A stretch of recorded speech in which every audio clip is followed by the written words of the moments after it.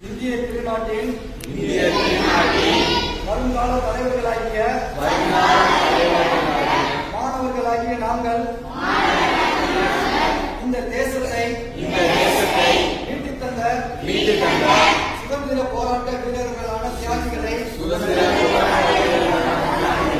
நன்றி உணர்வுடன் போற்றுகிறோம்.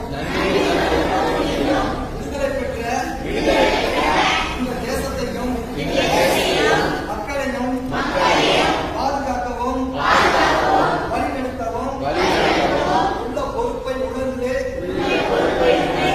நான் நல்ல ஒழுக்கமுள்ள பண்புகளை வளர்த்து